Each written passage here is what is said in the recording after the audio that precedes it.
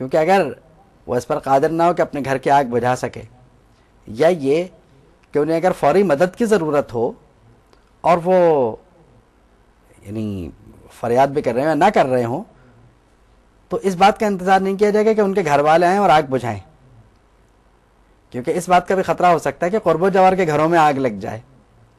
تو بہتر طریقہ، بلکہ بہتر نہیں، احسن طریقہ یہی ہے، سب سے بہترین طریقہ یہی ہوگا کہ ان کے گھر والوں کے آنے کا انتظار نہیں کیا جائے، آگ بجھانے میں ان کی مدد کی جائے، اور ان کے گھر میں جو لوگ موجود ہیں انہیں پہلے باہر نکالا جائے، ان کی جانیں بچائی جائیں۔ تو ان کی جان بچانا اس وقت یہ ضروری ہوگی۔ بھائی کا معاملہ دوسرا ہے، یعنی اس کی جو مدد ہمیں کرنی ہے وہ تو ایک الگ مسئلہ ہے۔ انہیں تمام تر باتوں کے باوجود مسلمان کا بھائی ہے، نہ اس پہ ظلم کرے گا اور نہ ہی اس پر ظلم ہونے دے گا۔ تو جہاں تک ہو سکے ظلم کو روکا جائے، خود تو بالکل نہ کیا جائے لیکن ہونے سے روکا جائے۔ تو ظلم کا معاملہ ایسا ہی ہے، کیونکہ ظلم ناانصافی کو جنم دیتا ہے اور ناانصافی سے پھر بہت بڑے بڑے مسائل پیدا ہوتے ہیں۔ تو آپ یہ دیکھیے کہ حضور نے جو درس انسانیت ارشاد فرمایا وہ بڑے کمال کا ہے، کہ مومن مومن کا بھائی ہے، مسلم مسلم کا بھائی ہے۔ مسئلہ یہ ہے کہ آج ہم یہ بات تو کہہ رہے ہیں کہ پوری دنیا ایک عالمی برادری ہے، یونیورسل برادرہڈ کا سلسلہ چل رہا ہے، لیکن کیا عملاً ایسا ہے؟ یہ مقام غور ہے، اور ہمیں اپنے گرد و پیش پر غور کر کے اور گرد و پیش کے حالات کو دیکھ کر اس بات کا اندازہ لگانے کہ کیا واقعی ایسی ہی بات ہے۔ اور پھر اتنی ہی بات نہیں ہے، بات یہ ہے کہ جب کوئی مسلمان کسی مسلمان کی حاجت روائی یا مشکل کشائی میں مصروف رہتا ہے تو اللہ اس کی مشکل دور فرماتا ہے۔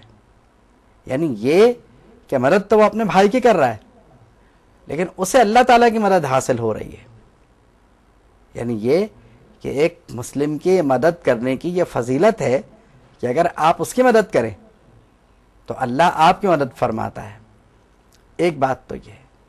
دوسری بات یہ کہ اگر آپ کسی کی تکلیف دور کریں تو اللہ قیامت کو آپ کی تکالیف میں سے ایک تکلیف کو دور فرمائے گا، کیونکہ آپ نے ایک ہی تکلیف تو دور کی نا اس کی۔ تو آپ یہ دیکھیے کہ کسی کی ضرورت پوری کرنا، یعنی کوئی مومن مسلم اگر بھوکا ہے آپ اسے کھانا کھلا دیں تو یہ بھی ایک طرح کی اس کی حاجت روائی ہے، اور تقریباً اس کے تکلیف دور کرنے والی بات بھی آ جاتی ہے۔ تو یعنی ایک ہی بات کے ایک طرح سے دو فضائل ارشاد فرمائے گئے کہ اگر کوئی کسی کی مشکل دور کرے تو اللہ اس کی مشکل دور کرتا ہے، اگر کوئی کسی کی تکلیف دور کرے تو اللہ قیامت کے تکالیف میں سے ایک تکلیف کو دور کرے گا۔ بھائی کی بھائی پہ ذمہ داری کیا ہے؟ یہ بھی ہے نا کہ اگر بھائی میں کوئی برائی دیکھے تو اسے چھپا لے، اور عام طور پہ ہوتا بھی یہی ہے، بھائی بھائی کی برائی نہیں کرتا۔ تو اب مومن چونکہ بھائی ہے تو دو باتیں تو یہ ارشاد فرما دیں۔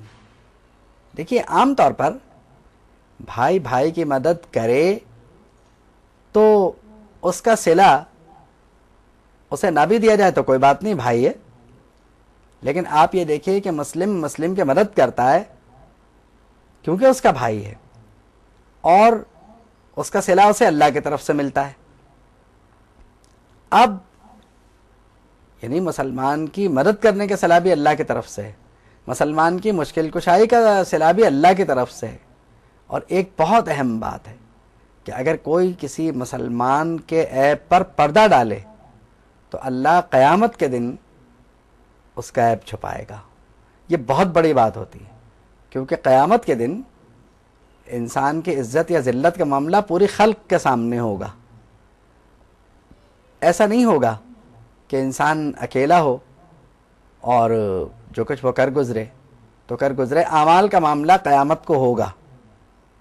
دیکھیے قبر میں اصل میں اعمال کا سوال نہیں ہوتا ہے، قبر میں تو معاملات عقائد کے ہوتے ہیں۔ بھائی تمہارا رب کون ہے، تمہارا دین کیا ہے، اور تم ان صاحب کے بارے میں کیا کہتے تھے، یعنی نبی کریم صلی اللہ تعالیٰ علیہ وسلم کے بارے میں کیا کہا کرتے تھے. تو یہ عقائد کا معاملہ ہے. اعمال کا معاملہ تو قیامت کو کھلے گا. تو قبر اور قیامت کے معاملات کا کچھ فرق بھی ہے. قبر سے خیریت سے گزر گئے تو قیامت کو انجام بخیر ہوگا. اگر یہیں سے خیریت سے نہیں گزرے تو پھر پتہ نہیں کیا ہوگا. تو بات یہ ہے کہ اپنے بھائی کی مدد کا، اپنے بھائی کی مشکل دور کرنے کا جذبہ ہم میں ہونا چاہیے. اور ہمارے سامنے اس کی مثالیں بھی موجود ہیں. لیکن سب سے بڑی بات جو اس میں ہے یہ تو ہے تفصیل کہ تم اپنے مسلمان بھائی کی مدد کرو گے تو اللہ کی طرف سے تمہاری مدد کی جائے گی. تم کسی مسلمان بھائی کی تکلیف دور کرو گے تو اللہ تمہاری تکلیف دور فرمائے گا اور قیامت کے دن کی تکلیف دور فرمائے گا. تم نے اگر کسی کا عیب چھپا لیا تو اللہ قیامت کو تمہارا عیب چھپائے گا. اصل میں یہ جو بعد والی بات ہے، آخر والی، کہ جو کسی کا عیب چھپائے گا کسی مسلمان کا تو اللہ قیامت کو اس کا عیب چھپائے گا. اس کے ارشاد فرمانے میں حکمت یہ ہے کہ کسی کا عیب بیان کرنے میں عام طور پر مزہ بہت آتا ہے. یعنی عام طور پر ہم اگر کسی کا عیب بیان کر رہے ہوں تو جتنی دیر بھی گزر جائے ہم وہ عیب بیان کرتے رہتے ہیں. بلکہ بعض کی تو عادت ہوتی ہے کہ اور نمک مرچ لگا کے اور بھی اسے بڑھا چڑھا کے بیان کر دیتے ہیں. اسی لیے اس کی فضیلت اتنی بڑی ہے کہ اگر ہم نے خود پر جبر کر لیا اور اس عیب کو چھپا لیا تو قیامت کے دن ہمارے عیب کو اللہ تعالیٰ چھپا لے گا. بات یہ کہ غیر ضروری بیان کرنے کی ضرورت کیا ہے. لیکن ہاں ایسا عیب جو مفاد عامہ کے لیے نقصان دہ ہو. مثلا آپ کو اگر یہ پتہ چل رہا ہو کہ فلاں جگہ پر